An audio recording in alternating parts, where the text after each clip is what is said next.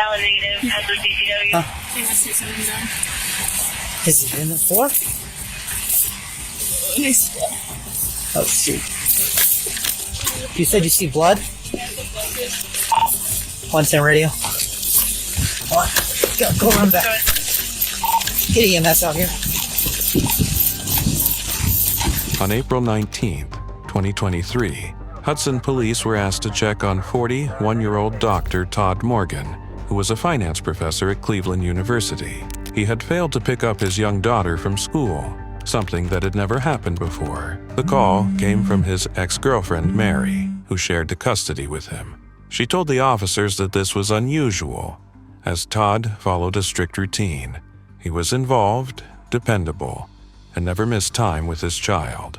In the spring of 2023, police in Hudson, Ohio, were dispatched to the home of a 41-year-old father who had failed to collect his daughter from school.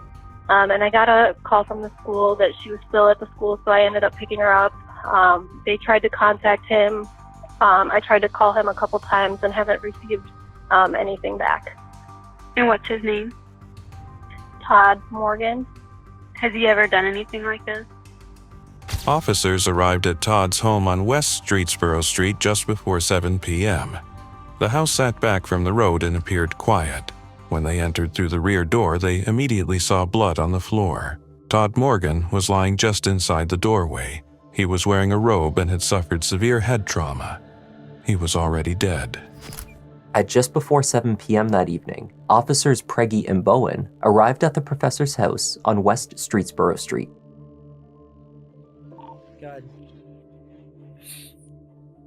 2015 Porsche, black in colors, is Todd Morgan from that address.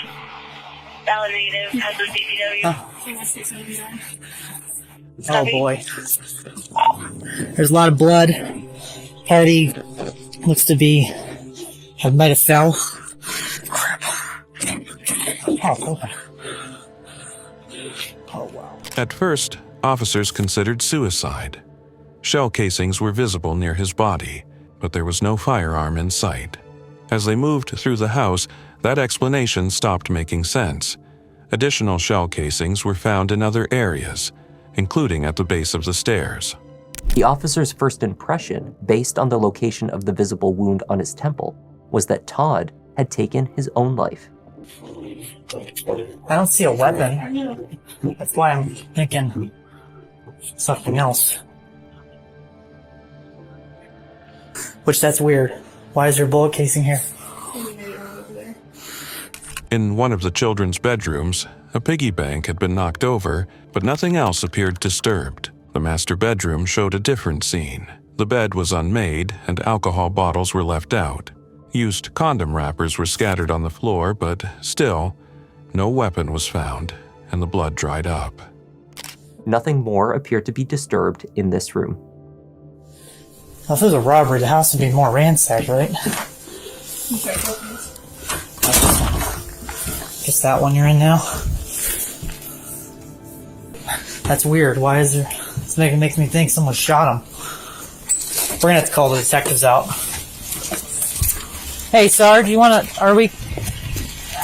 Say, it's pretty bad in there. Okay, so Yeah, there's shell casings in the house all over, but okay. there's no weapon. Keep the okay. He's been sitting there for a while. That blood's dried up. Okay. Outside, officers noticed damage to the back door frame. It appeared to have been forced open from the inside. It looks like the door was forced out, as in out to the door. So I'd like for somebody to come out and take a look. There's shell casings all over the place, and just to figure out exactly what's going on. An autopsy later confirmed Todd had been shot 7 times with a 9mm handgun. 1 shot was fired at close range. 2 of the wounds alone would have been fatal within minutes. This was not a suicide. It was a murder. 2 of the 7 shots were in his left clavicle area, which the medical examiner speculated would have been fatal within minutes. All had been delivered from the same weapon, a 9mm handgun. Blood had been tracked across the deck, where shoe prints led away from the house toward the driveway. The prints did not match any officer or paramedic on scene. Whoever left them walked away calmly. Let me double check Sean's tread. Unless when Sean walked back out today, but we both can open the water. All right. Lee, just for good measure, bottom of your feet. All right, definitely. At the back of the house, investigators focused on the damaged door frame. A broken piece from the lock area was found several feet away on the deck. Paramedics confirmed they had not forced the door, struck it, or pulled it open. The condition of the door showed it had been forced before police arrived, adding to the evidence that someone else had been inside the home. That's what I was thinking. Yeah, the piece of this door would be out here somewhere. Oh wait, there it is. It's all the way over here. Oh, okay, then that definitely wasn't us. Because he did not hit it. He did not pull it that hard. You would have seen that fly all the way over here, right? Yeah.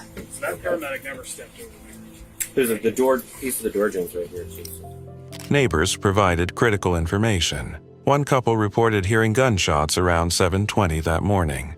At the time, they assumed it was construction noise or a car backfiring. They also noticed a light-colored vehicle parked beside Todd's Porsche. It stood out because they had never seen it before. Officers turned their attention to the neighbors, seeking a witness who may have spotted strange activity, perhaps an unknown vehicle parked at Todd's house the prior day. Linda, from down the street, told officers that her daughter babysat for Todd once or twice, roughly a year earlier. After the shots, they watched a person with long hair leave the house, walk to the vehicle, retrieve something, return briefly inside, and then leave again. There was no panic and no rush. The timeline sharpened when investigators discovered a 911 call placed at 7:21 a.m. from Todd's address, but no one spoke. Dispatch treated it as a possible accidental SOS call. Learned one crucial piece of information. A 911 call had been placed from a cell phone originating at Todd Morgan's address at 7:21 a.m. on April 19th.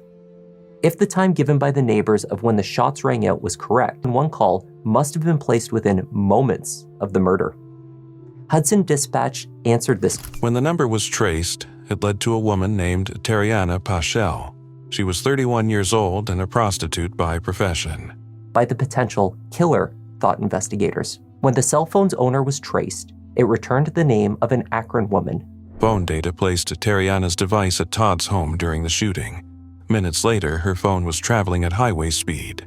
Todd's phone followed the same route, but his device was never recovered. The data revealed that just 6 minutes after the accidental 911 call was placed, her phone was traveling at roughly 60 miles per hour near the Interstate 271 split in Macedonia. Todd Morgan's cell phone followed the exact same path. His phone then ceased. After some days, police located Teriana and brought her in for questioning. From the start, she denied knowing Todd Morgan. X with a missing back plate was in the parking lot.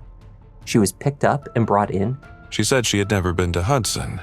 When asked about the 911 call, she said she did not remember making it and suggested it must have been an accident. Okay. You ever been to Hudson before? I don't recall. Okay. What about around here? Go to a lot of places. Okay. But you can't recall being in Hudson? No. Okay. So, your phone, why would it dial 911 on April 19th in the morning, at April 19th around 7:22 in the morning? My phone? Yeah. I don't know. Okay. Detectives calmly walked her through the facts. Her phone data placed her at the exact address. Her device searched for Todd's name, his home, and news articles about his death. But she claimed she did not recall any of it. So here's what's interesting about these two photos. Right? Okay, these two photos were actually on your phone. On my phone? Mm-hmm. Well, they weren't on my phone. You actually typed in a search for this guy, and you viewed this image on your phone. You also did a search for 320 West Streetsboro St, and you viewed this image on your phone. Terry, I will give you an opportunity here to talk to us. We need to know what happened. When detectives showed her images pulled from her phone, including photos of Todd's house, her tone changed. She questioned how they got there, but offered no explanation. What do you have? I don't know what's going on. Detectives then revealed their connection. Todd and Teriana met on Bumble. Their conversation moved off the app and continued through text messages. Okay, we have shell casings. We have... On the morning of April 19th, Todd sent her $50 through Cash App. About 20 minutes later, he attempted to send $1,000. That payment required confirmation on his phone, but it was never approved. Despite searches on her device for his name, address, and articles about his murder, she did not even remember a Todd Morgan. So, Todd Morgan sent you $50 in the morning of April 19th. Okay. I don't know. Okay, but he did. So, what I want to ask you is, there was another payment. About 23 minutes later, there was a $1,000 payment. Detectives asked if men ever sent her random $1,000 payments. She said it could happen, and she did not deny the account belonged to her. You guys send you random $1,000 payments? Physical evidence followed. Teriana's DNA was found inside the house, including on a cigar wrapper and used condoms. Shoe prints on the deck matched the Nike sneakers she had worn in recent social media photos. Surveillance footage showed a silver crossover vehicle leaving the area, and it matched her car. Still, she denied being there. Walking miles are inside of that house. Kind of shipments that are inside of the house that match shoes that you're wearing in Facebook photos. Detectives told her plainly that this was her opportunity to explain what happened. They laid out the evidence like her phone data, financial records, and DNA. I really don't know what you want me to say. I want to know what happened. Teriana did not confess and maintained she did not know Todd Morgan and did not want to say anything more. In the months that followed, prosecutors built the case. On the day her trial was set to begin, Teriana Pashel accepted a plea deal. She pleaded guilty to aggravated murder and a firearm charge. The woman who murdered a Cleveland State professor was sentenced in court today, just one day after her trial was set to begin, and instead she pleaded guilty. She received a sentence of 20 years to life in prison. Under Ohio law, that means she must serve at least 23 years before she can even be considered for parole. There is no guarantee of release. Any decision to grant parole will come decades later, and only after a full review of her conduct and the impact of the crime. Held to life in prison without the possibility of parole. After serving 23 years, she will serve a mandatory of 3 years for the gun charge and at least 20 years for aggravated murder. At sentencing, Todd Morgan's daughter's mother spoke for the child who never got that chance. She told the court how their 4-year-old waited at school for a father who never came, and how the loss left her fearful, confused, and grieving a man who was not just a victim, but a devoted father, teacher, and mentor whose absence now defines her childhood. To grow up with her father. Dr. Morgan was an exceptional intellectual devoted to his students and colleagues. She was only 4 when she waited at school for her dad to pick her up, not understanding why he never came. She struggled with being alone even for a moment and faced challenges no child should ever have to endure. When it was Teriana's turn to speak, she offered a brief apology and said she hoped Todd's family would forgive her. The judge moved on, paperwork was signed, and the sentence was finalized. The case ended in court, but the loss it caused did not. Go ahead and start right there.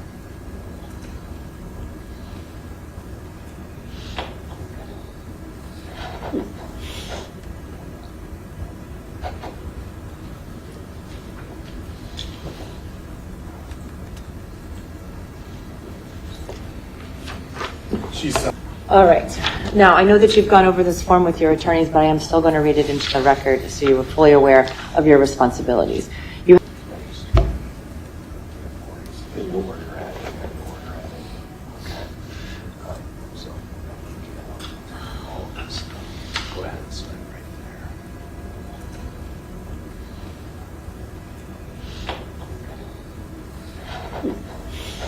And don't forget to subscribe for more true crime breakdowns that expose the darkness behind everyday lives.